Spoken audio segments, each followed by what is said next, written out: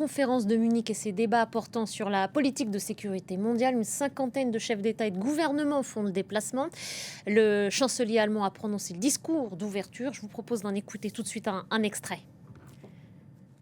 Dans cette ère de rivalité entre les grandes puissances, les États-Unis, même les États-Unis eux-mêmes, ne seront pas suffisamment puissants pour aller seuls, pour faire cavalier seul. Chers amis, faire partie de l'OTAN n'est pas seulement un avantage compétitif pour l'Europe, mais aussi pour les États-Unis. Réparons alors et réanimons alors la confiance transatlantique. Ensemble, nous, les Européens, nous faisons notre travail. Et on retrouve tout de suite Anne Corpet, l'envoyée spéciale de France 24 à Munich. Merci d'être avec nous, Anne. On vient de d'entendre cet extrait du discours prononcé par Friedrich Merz sur les relations transatlantiques au cœur des débats. Le chancelier allemand a appelé à réparer et raviver la confiance entre Américains et Européens. Oui, Nabia, le chancelier allemand est parti d'un constat, la certitude qu'avaient les Européens que les Américains seraient toujours à leur côté. Cette certitude est ébranlée.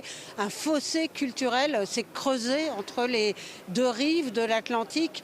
Friedrich Merz appelle donc à fondre un nouveau partenariat, mais il précise on veut être des partenaires, pas des subordonnés. Il a rappelé le sang versé par les alliés européens en Afghanistan pour les Américains. Ce sacrifice doit être respecté, a martelé Friedrich Merz, qui a égrené les valeurs pour lesquelles il entend défendre cette alliance, les valeurs de la démocratie, le libre-échange, la protection du climat. Et on l'a entendu, pour lui, l'OTAN est une alliance qui sert aussi les Américains.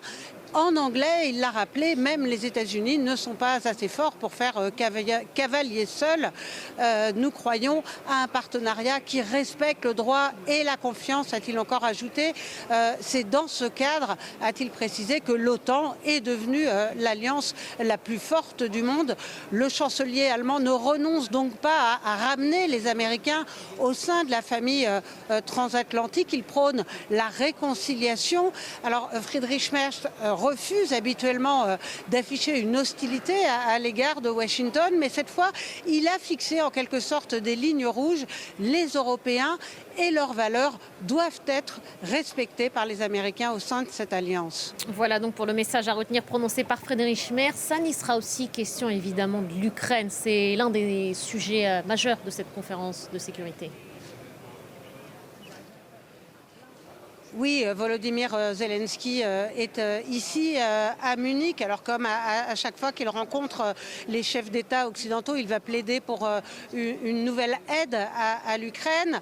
Il veut aussi afficher sa bonne volonté. Volodymyr Zelensky a dit être prêt à organiser des élections et même un référendum sur un accord de paix, mais pas n'importe quel accord. Alors il va y avoir une réunion cet après-midi en présence du chef d'État ukrainien, du chef d'État français, mais aussi du secrétaire d'État américain Marco Rubio, qui représente les États-Unis cette année à Munich. On se souvient l'année dernière que c'était le vice-président J.D. Vance qui était venu et qui avait tenu un discours qui avait sidéré les Européens, qui leur avait porté un coup au cœur et au ventre. On espère du chef de la diplomatie américaine qu'il tiendra des propos plus mesurés, même si Marco Rubio a adopté la rhétorique MAGA. Le vieux monde est fini.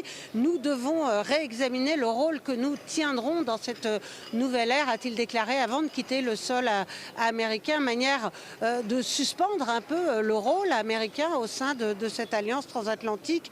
Il va être aussi attentif, Marco Rubio, à n'a pas heurter Donald Trump, qui l'écoutera depuis la Maison-Blanche pour ne pas risquer un tweet rageur qui démentirait son discours, et puis signe peut-être de l'engagement mesuré des Américains à l'égard de l'Ukraine. Le secrétaire d'État, après Munich, ira en Hongrie et en Slovaquie rendre visite aux deux chefs d'État européens qui affichent le plus leur positionnement pro-russe. De quoi inquiéter Volodymyr Zelensky. Merci beaucoup Anne, merci pour ce compte rendu depuis Munich.